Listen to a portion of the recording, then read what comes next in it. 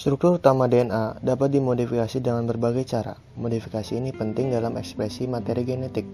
Salah satunya adalah dengan perubahan dengan cara metilasi. Metilasi DNA adalah penambahan gugus metil yang ditambahkan oleh enzim tertentu untuk posisi tertentu pada basa-basa nukleotida. Pada bakteri, adenin dan sitosin adalah bagian sering dimetilasi, sedangkan pada eukariota, sitosin adalah bagian yang sering dimetilasi. DNA bakteri sering dimetilasi untuk membedakan dari benda asing. DNA yang tidak dimetilasi mungkin diperlihatkan oleh virus, sedangkan pada bakteri menggunakan protein yang disebut enzim retriksi untuk memotong-motong setiap bagian DNA yang tidak dimetilasi. Enzim ini berguna sebagai pertahanan bakteri terhadap DNA asing yang masuk ke dalam sel bakteri. DNA asing ini akan dipotong-potong agar tidak membahayakan bakteri oleh enzim yang disebut enzim retriksi. DNA bakteri tersebut sudah terlindungi dengan mekanisme metilasi sehingga terhindar dari pemotongan.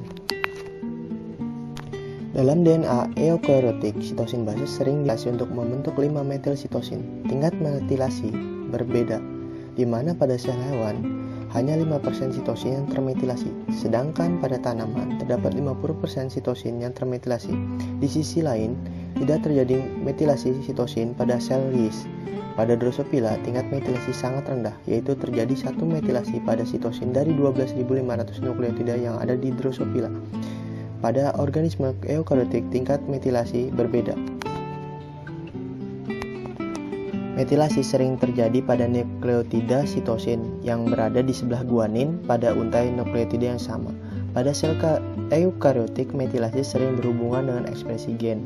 Urutan yang dimetilasi biasanya menunjukkan rendahnya tingkat transkripsi, sementara urutan yang jarang dimetilasi secara aktif akan ditranskripsi.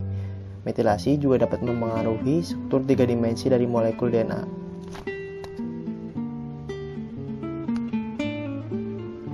Contoh lain dari metilasi yang berhubungan dengan ekspresi gen adalah pada saat kita masih bayi, gen kumis tidak terekspresi karena pada saat itu tingkat metilasinya sangat tinggi sehingga tingkat transkripsinya jadi rendah.